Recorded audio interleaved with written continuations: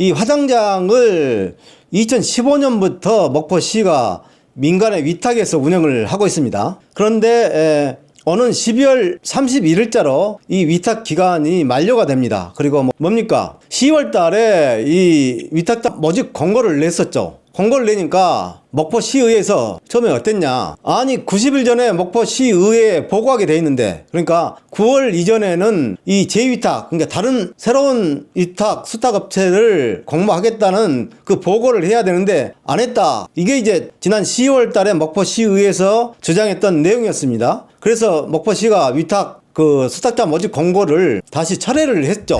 뒤돌아보시면 모든 상황이 다 나옵니다. 지난 10월에 목포시가 화장장 수탁자 모집 공고를 냈을 때는 왜 시의회 조례대로, 관련 민간위탁 조례대로 보고를 하지 않고 목포시 마음대로 공고를 내느냐, 이렇게 얘기를 주장하면서 문제를 삼았다가, 그러니까 절차적 문제 아니겠습니까? 그럼 목포시가 실수를 했다라고 한다면 그 기간을 넘겼다고 해가지고 이 화장장을 내년부터 멈출 수가 없지 않습니까? 화장 마비 사태를 오게 할 수는 없는 거 아니겠습니까? 그러면 목포시가 해당 상임위원회에, 시의회 상임위원회에 보고를 하면 끝난 겁니다. 근데 난데없이 또 그 과정에서 무슨 일이 있었냐면 2015년부터 지금 화장장이 가동되고 있는데 그 당시 목포시의회 동의를 안 받았다, 이겁니다. 이게 말이 됩니까? 2015년이면 8년 전의 일 아닙니까? 8년 전의 일인데, 그리고 이미 위탁 운영을 해서 화장장이 운영되고 있는 거 아니겠습니까? 근데 그걸 문제 삼아가지고 당초 2015년 당시에 목포시 의회 동의를 안 받고, 최초의 동의를 안 받고 화장장을 민간 위탁했기 때문에 그 동의부터 받아야 된다,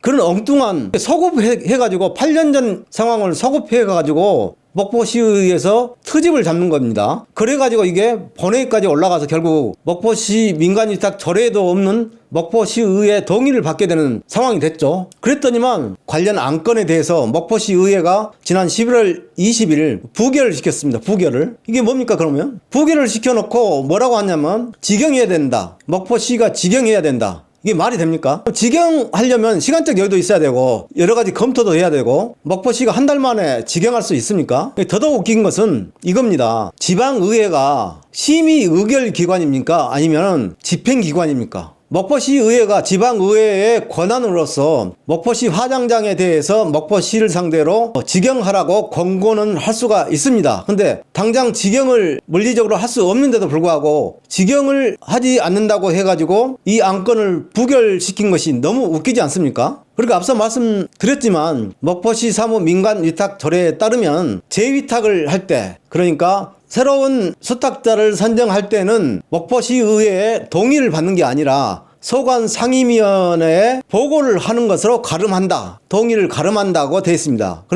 그래서 지난 11월 20일 목포시의회에서 동의안을 표결하기 위해서 이걸 안건으로 상정한 것 자체도 법에 위반된다, 저는 그렇게 판단이 됩니다. 그러니까 목포시의회가 처음에는 절차상의 문제를 제기했다가 나중에 화장장 운영 방식을 갖고 문제를 제기한 겁니다. 직영을 하라고 갑자기 물리적으로 시기적으로 불가능한데도 불구하고, 이건 말이 안 맞지 않습니까?